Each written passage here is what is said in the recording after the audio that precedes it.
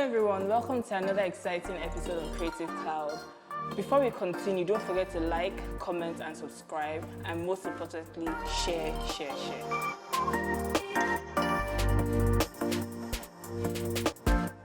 So, if you're a foodie, you're going to love this episode because I have chefs in the house. And to my left, I have Chef Dodo and Chef Ben.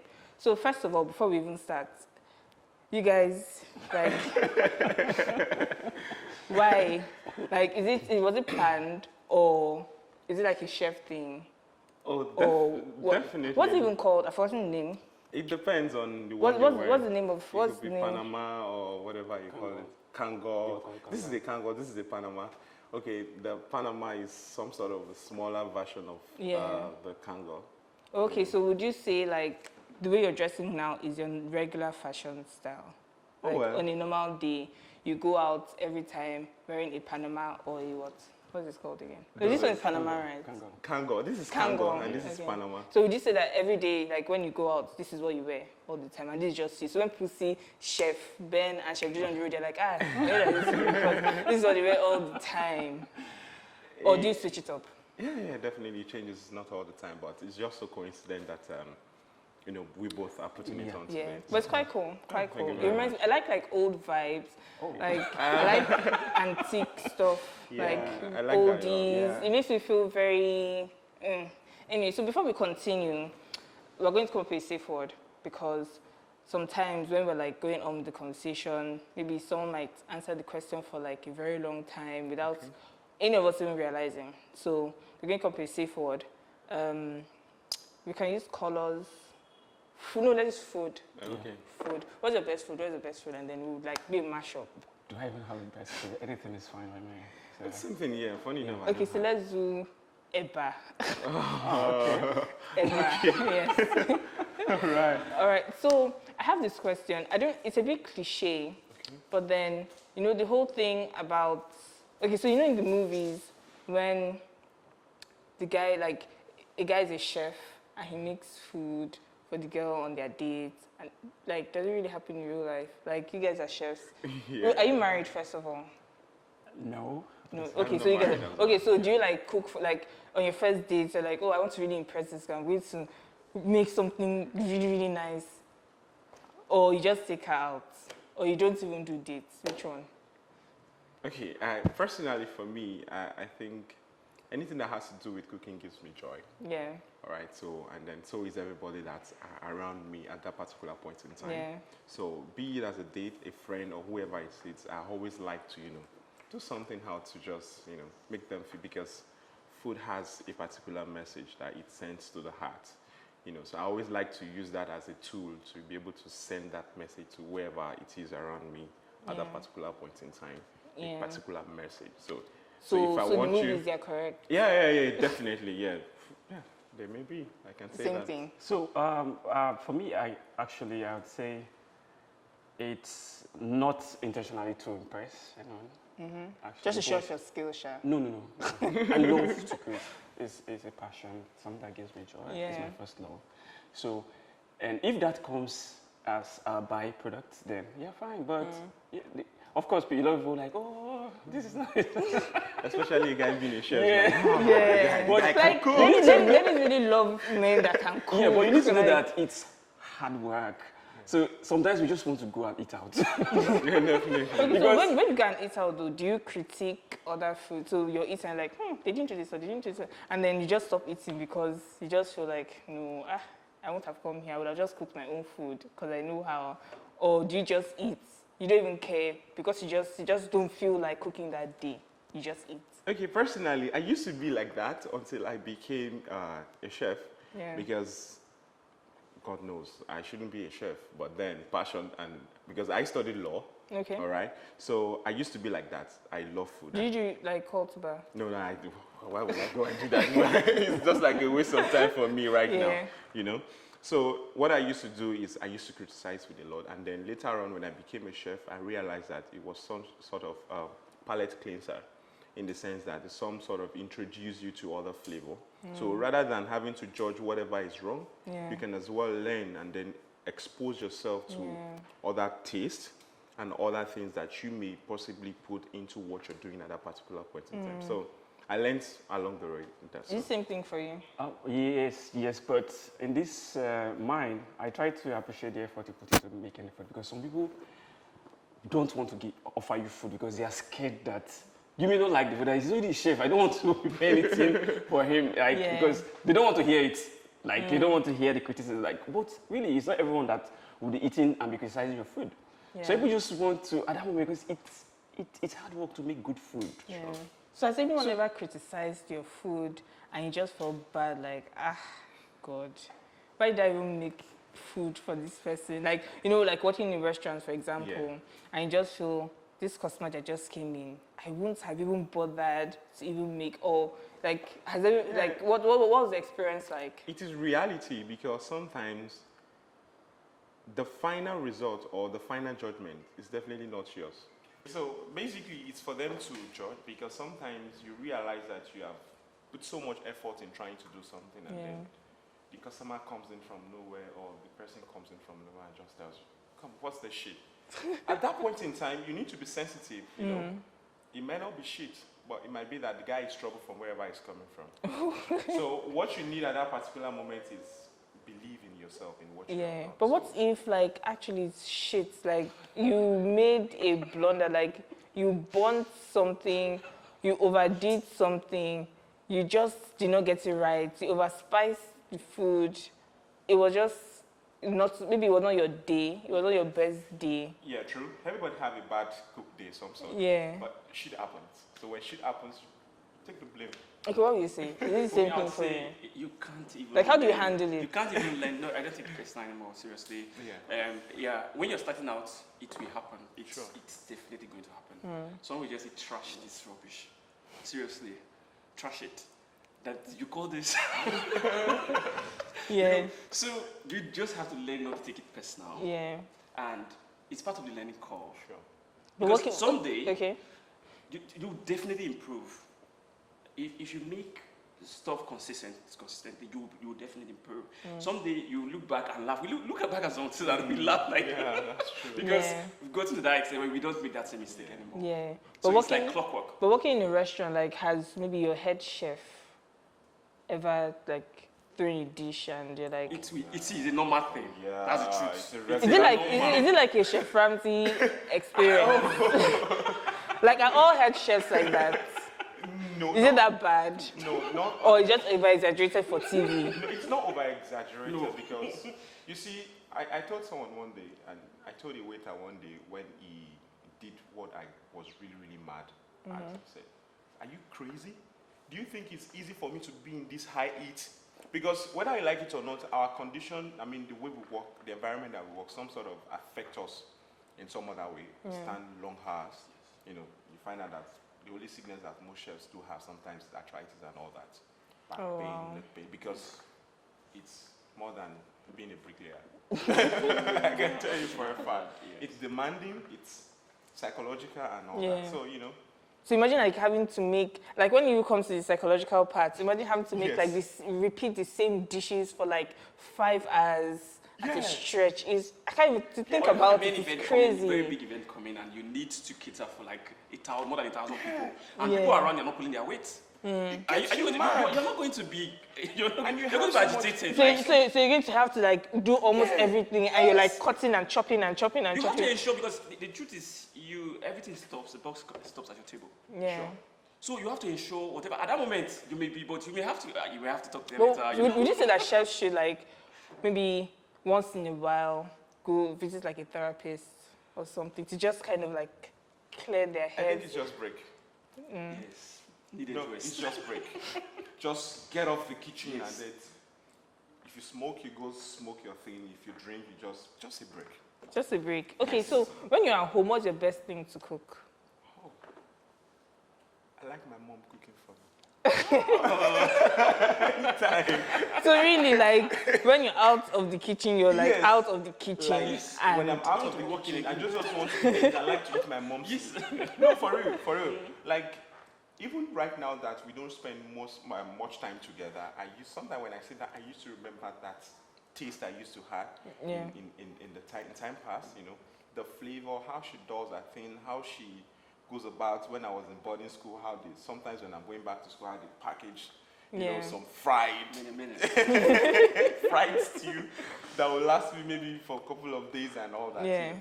So when I'm out of the kitchen, I just want to cool off my heads in my mom's, under my mom's table or on my mom's table or thereabouts. Oh wow. Okay, so what about you? Like, I love to also make food because it's something I love, so you don't get tired.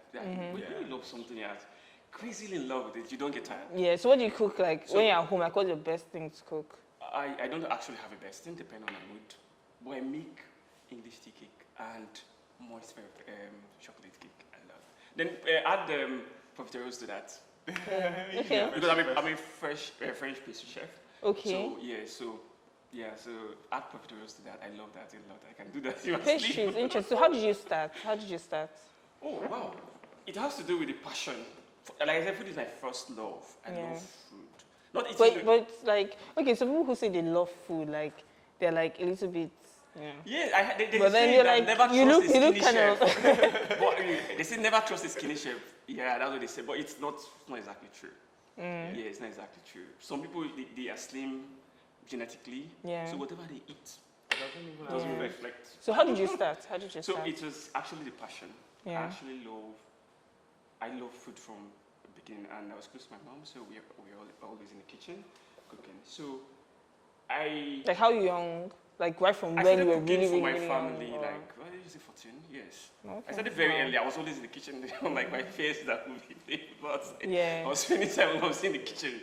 So I just knew that it's something you dream of, think of all the time. It's actually just there. It's your first love.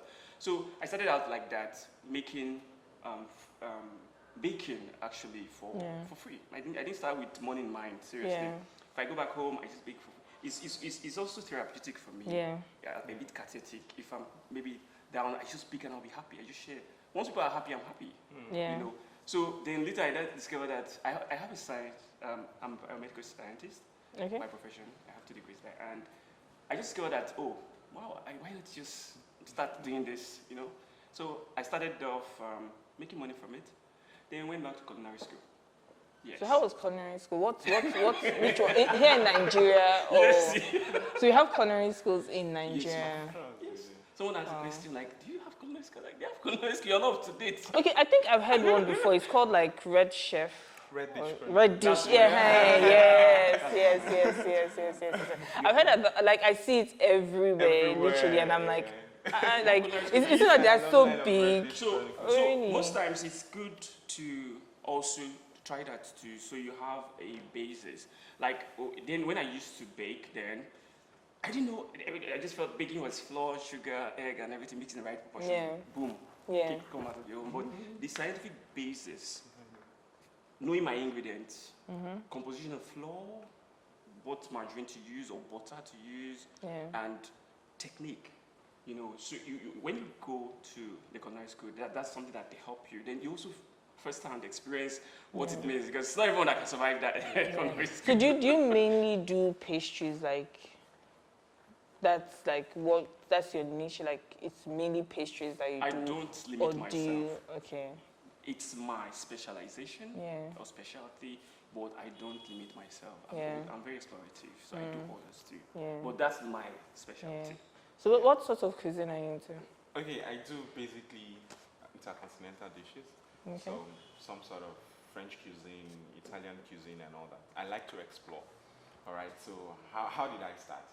Basically, I've always loved to cook because I grew up with my mom. So I spent a lot of time with her, and then she also loves to cook as well. So at a point in time, she used to run a restaurant. Yeah. So I basically grew up around food. So I went to get to college. I started very well, and then at some point in time, life has a way of, turning around. And then sometimes when you face challenges in life, there are some sort of setting you on your right track, or if you allow that to set you on the right track, or you allow that to either take you away from your right track. Yeah. So doing food was some sort of thing that I did, like more like an escape route. So when I was in 200 level, I a friend of mine just came. I used to cook. I cook a lot. That's the only thing I do in the house. Yeah. So a friend of mine just came and just said, okay. So then you were still cooking intercontinental dishes? No. I wasn't even a chef at the time. Okay, so you're just cooking, you just to cook, I just like, to cook, okay. So I just made a particular toast bread that day, and then the guy said, he said it in Yoruba. He said, if you're selling this stuff, do you know that you'll be selling so high? I didn't think about it at that point in time, and then I was fortunate enough to be attending RCF then. Okay. That was like the most populated student church. On Sundays we have about 9 students that comes to fellowship and all that. So, and then so you used to like cook for them, like cook and take it there, and so that's how I started. And I was a worker in church. I just said, my coordinator said, I want to start doing this. He said, okay, lawyer, how is that going to work? I said, you don't worry, just give me the opportunity, and then let me do this thing. Yeah. That was the journey. So how did your parents take it when you said you wanted to be a chef? Because I know sometimes when you say you want to do certain things, your parents are like, but if you go into this sector, you can make like so much money and you can actually, but then they don't see certain sectors as important. They don't see it as you can really make anything. They just see it as it's just a thing that you do in the house. Yeah. And just... For me, it wasn't really difficult to be able to convince my mom. But my dad, he didn't find out early enough. But later when he found out, that it was like, because it was very, very weird for someone to go study law and then you now said, okay, this is what you do. Even up to today, I still fight it with some of my family members. They say lawyer. But they don't understand. Yeah. That is the thing. People don't understand when you go or you dive into doing something that you really love or have passion to do. Yeah. Because that stuff doesn't seem like work because of the passion, the joy that you derive from it. And then I came back to Nigeria and then, I just said, if I was doing this thing very correctly and very right, then I can as well develop a career in it. So that was I started pushing, started taking courses and all that. We'll get into it, like, how you really branched out. But then, how often do you cook with like already made products? So do you make everything you do you make it from scratch? Or do you buy some already made products and you're like, okay, I'm just going to meet them halfway and just do everything halfway? You know what is good for you? You just better start from scratch, let me tell you. Because it's better, because we're in Nigeria here where you have to improvise most times. You may need certain things, even butter. If you go to the market, you're looking for butter. They will show you margarine. They don't know the difference between butter and margarine. Yes. They're interchangeable, you can use but there are times where people, your client may want butter. You also have sweet, salty, and then unsalted. Yes. Margarine is salted. Yeah. But butter you could have salted and unsalted. Yeah. Now, your client wants butter for their cake, even the frosting. Not margarine. Spelt it out. Butter. Butter is like 5 times more expensive than margarine in Nigeria. Yeah, and I think that's why they easily give out margarine, because it's like, you want margarine. It can be used in place of butter. They're both fats, Now, your client specified that butter, not margarine, because butter is flavorful. If you taste it, but it's more flavor, like that. So now you discover that, let me try to, instead of making this thing, I would use maybe one of these already mixed stuff, and it's not the same. You have to improvise. You look at your unique environment. There are stuff that we don't even have here, and you have to what do I use in place of this particular ingredient in this recipe? You have to know your ingredients first of all, then know how to substitute. So if you are going to be waiting on ready-made, now that they've closed border. Now, if that product's not on the shelf, so what do you do? True. So you just turn down jobs and no. Yeah. I prefer, even for flour, you have safe raising flour that already have living agent. Yeah. I prefer working from the scratch because I don't know the percentage of living agent in that. And so it's my comfort. So if you are going to be working with, you want an easy way, the easy way, then it might turn out to be. Don't it take longer, starting from scratch, It pays at the end of the day. You learn. It's a process. So if you're looking for shortcuts, because some of us we look it's a process. Even there are people that even up to getting chicken stock, meat stock, they at the time where they are free, they just prepare this thing and put in the fridge. Sure. Because there will be a time where they will need it. And there might not be chance to prepare that. So the chef would have to organize their life Yeah. to ensure that we see like the future, we plan ahead. Yeah. Even before you start cooking, those cooking shows we were making mention of, then Yes. that's what we call mise en place. Everything Yeah. has to be in place. Definitely. Yes. Or else you'll be jumping all over the place looking for this and that. No. Yeah. You have to So, plan. you know, we were talking earlier, and we were talking about how, you know, being a chef is like a 24-hour job, basically. So how do you balance that with your day-to-day living? Like, do you have a social life, or you don't really have, or you try to infuse your social life with, or you try to infuse, like, your social life with, you know, being a chef? So maybe your outings are, if someone says, come and do something for my birthday, that's like your social, that's your social life. Or like, how do you go about it? How do you go about it? Like for me, I know I have, you know, had so many issues with a lot of people who do not understand what I do and how I do it and why I do it. All right. So for me, social life, stuff.